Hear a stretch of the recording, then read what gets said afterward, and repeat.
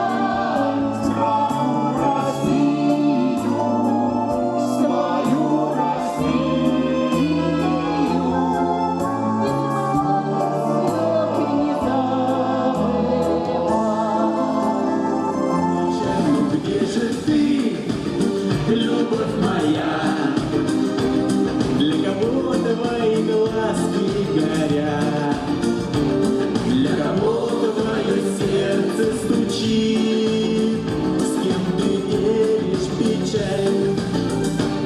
Федеральная служба исполнения наказаний, мы приказу, закону, народу верны. Мы горды нашей дружбой и сильны высоким званием, защитники законности страны. Мы защитники законности страны.